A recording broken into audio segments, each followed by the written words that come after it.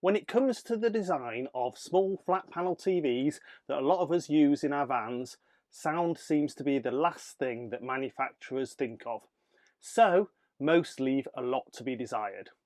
We've tried out a few options to improve the sound from ours, so stick with us to see how they worked out.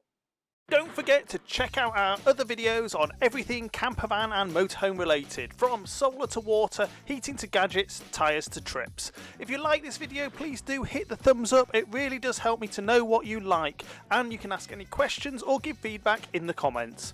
If you want to make sure you don't miss any of our future videos, please hit the subscribe button, and clicking the bell will give you a notification when a new video goes live. Finally, if you do decide to hit the thumbs down, it would be great if you could also leave a comment so I know what you didn't like. To keep flat panel TVs compact, sleek and cheap, in our experience manufacturers often let the sound quality of their TVs slip. Moving away from forward-facing large speakers, they usually locate small, low-quality speakers in poor locations, which is never going to give great sound. For example, on our Ferguson TV here, which we do love, you can check out the full review here or in the links in the video notes. The small speakers are mounted underneath, pointing down, which impacts the volume and quality. They don't point where you want the sound to go, and the sound is reflecting off surfaces under the TV. So we've looked at a few options to help. Option 1 is simply to add some reflectors made of cardboard to help to direct the sound in the right direction, avoiding the reflections off other surfaces. Option 2 is a reasonably budget-friendly USB-powered mini soundbar from Lenovo, which was sent to us to try by Banggood, and you can find the product link in the video notes. And the final option is our go-to Bluetooth speaker, the BOSE SOUNDLINK Mini, which costs substantially more, but it is a great benchmark for sound quality. Depending on how you are listening to this, it's obviously really hard to share the volume and quality of each setup, but we're going to give it a try. For each test, the volume of the TV and the speaker are up full, and at the end I'll summarise my thoughts on each one. But before we start, I've got a question for you. If you've got one, what's the TV in your van sound like? Let us know in the comments below what TV you have and what you think of the sound. If you've tried anything to improve it, let us all know what you did and how it worked out. But now let's get on with the tests. Let's start with how voice is reproduced. Our first stop was Park Coppice Motorhome and Caravan Club site. Our first stop was Park Coppice Motorhome and Caravan Club site. Our first stop was Park Coppice Motorhome and Caravan Club site. Our first stop was Park Coppice Motorhome and Caravan Club site. Now let's have a listen to some music.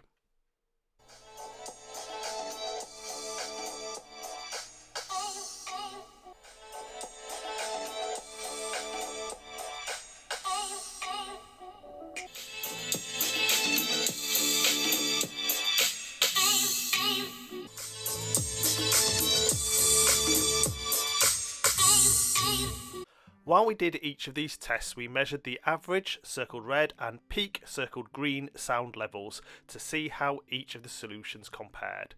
Remember that the decibel scale is logarithmic, so an increase of 1 decibel is quite noticeable. So we can see the reflectors do make a noticeable difference to the volume, and the TS32 and BOSE are significantly louder, but quite similar.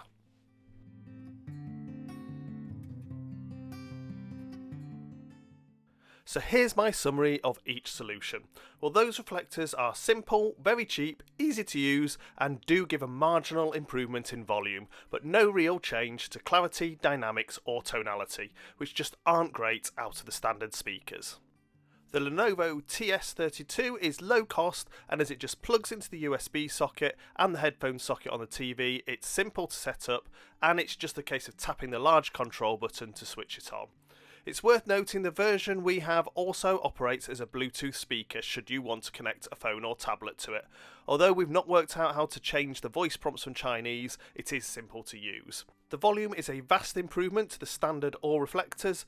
Its clarity is accurate with good stereo separation, giving good imaging and definition. Dynamically it does well, having punch and confidence, but lacking a little in the bottom end bass. Its tone is slightly clinical, but is comfortable to listen to. And finally, the BOSE SOUNDLINK Mini. Well, let's face it, it's expensive. When it comes to setup, it also connects to the headphone socket of the TV, but you need to either keep charging it up or connect it to a 12-volt source to keep it charging while you use it. Having a built-in battery does make it multifunction as a portable Bluetooth speaker. The volume is in the same ballpark as the TS32, but I have slightly marked it down in clarity because of its compact design. It does struggle with stereo left-right channel separation.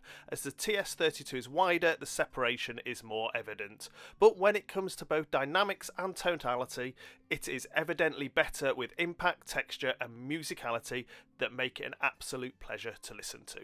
So in conclusion, if your TV has speakers in strange places, adding some reflectors is a very cheap and easy way to make a small improvement to the volume.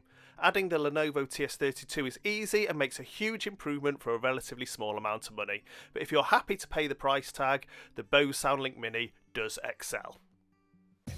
Thanks for watching our video, and as always, if you have any questions or feedback, please pop them in the comments below. If you find the video useful, please like, share and consider subscribing.